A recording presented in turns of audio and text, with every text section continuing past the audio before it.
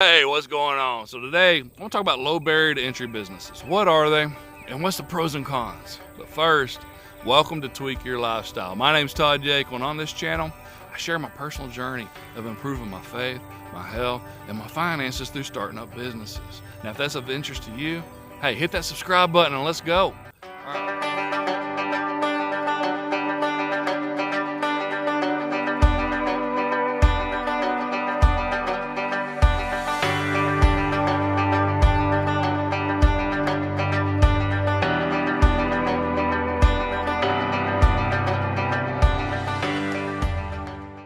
All right, low barrier entry businesses. They're exactly as they sound. They take little to start up. Look, to start up a business, you need to have knowledge, time, and money. The less of those three that you need, the easier it is to start it up. That's the pro. On knowledge, okay? Do you have to have a degree? Do you have to have a license? If you do, it's going to be a little bit higher barrier to entry. If you don't, less barrier. On time, does this particular business take a lot of your time? If it doesn't, hey, the easier entry it is. Money, does it take a lot of money to start up or no? The less barrier to entry it is. Easy enough, right? All right, it's explained. Okay, no, I know you want some examples. So when you're a kid, think about this. How'd you make money? For me, I grabbed my parents' lawnmower and I just went yard to yard and started mowing yards for $5. That's how I did it, right? Also, I put a card table out we had lived on a corner, and I'd sell my toys. Got in a lot of trouble for that. Also, I had a paper route when I was 13. When I was 15, I started in the restaurant business. Did that all the way to 38. And 38, I left the restaurant business. And I stayed in the restaurant business, but I went to the sales side of it. And then that's when I took a pretty significant pay cut and had to learn ways to supplement my income. So I started doing side businesses to supplement that. Now, 2020 hit a lot of us pretty hard. And a lot of us realized we either need to replace our income or find a way to make a little extra income. And so home-based businesses have been very popular, or startup businesses. Doesn't necessarily have to be a home-based business, but a lot of them are because of COVID. A lot of people are wanting to work from home now and realizing, hey, it can be done. With the internet, man, there's so many different ways to make money. And I say from home, from a computer. It could be mobile, it could be remote, right? You could be traveling.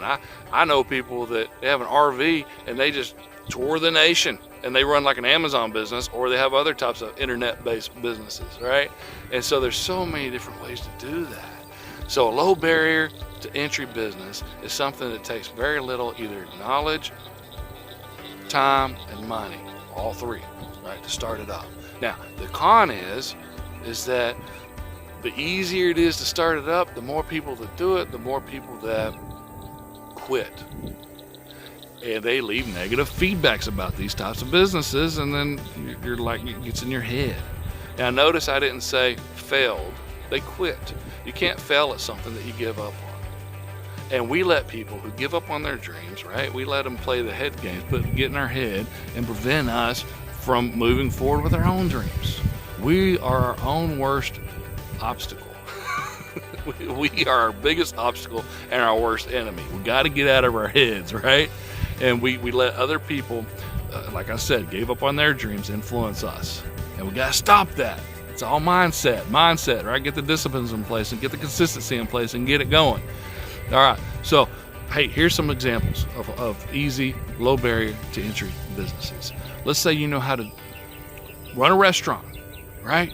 So I can do a manual on how to do food cost, right? That's just a PDF file. Hey, these are 10 ways to lower your food costs. I can put it on the internet and sell it for $10, $25, $30, right? What about improving per person averages of a waiter or waitress? You notice I talk a lot about restaurants because that's my experience. What is your experience? So I can do a PDF file on ways that servers can improve their PPA, per person average, and sell it on the internet. What does that cost me to type up the PDF file? Nothing, right? Now, obviously I got to drive traffic to it, and there's free ways and there's paid ways. how expensive or how less expensive? That's up to you. It turns on, how you want to go with it. What if, let's say you're a teacher. Think of all the different manuals you can make. What about you can create curriculums, right? You can sell those. You can even do a subscription-based business where people can, hey, subscribe to you. Let's say you're getting $20 a month. Oh, Todd, it's $20 a month. Well, yeah, what if you had 200 people paying you $20 a month? And you help build those curriculums for new teachers, up-and-coming teachers, or maybe more experienced teachers that just, hey, they want to have their summer to go vacation with their kids, right, and their families. And so they're willing to be on the subscription with you to help with that, come up with the curriculums and stuff. I'm just throwing out examples. There's so many different ways to do this. What is your knowledge and what do you know how to do? MLM, network marketing companies, they get such a bad rap because you got the 80-20 rule, right? 80% of the people, 20% of the people. 20% of the people know exactly what to do, how to do it, when to do it, right? Because they can visualize what they do now, how it affects them 5 years from now. And 80%, I'm in the 80%.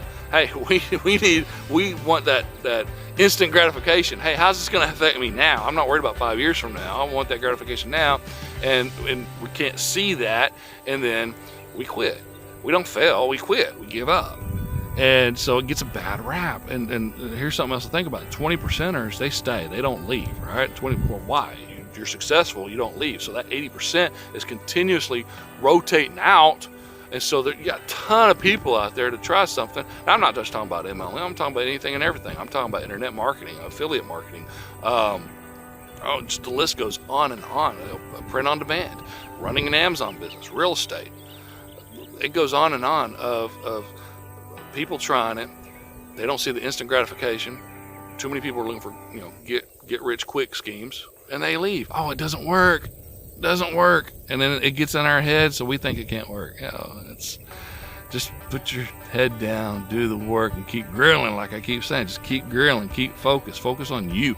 The only thing that you can control and change is you, right? So find that low barrier entry, business. Find, what is it that you want to do? What is your desire? Maybe it's a catering service, right? Well, do you have to have a restaurant for that? No. Can you do it? Check your code and code enforcements in your neighborhoods or whatnot. So I'm not telling you to start a restaurant out of your house or anything, but where there's a will, a way, right? I've seen these, they called hour kitchens, H-O-U-R, hour, and because you're renting them by the hour. You can go rent yourself a kitchen, right, and do a catering service.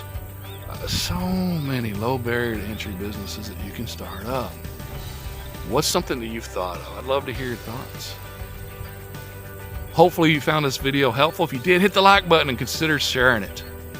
And I mentioned before that, in 2008, I had to make that transition. I started up companies because I had more month than money. Hey, to see that video, we're going to put a link to it right here. Until next time, God bless and keep grilling.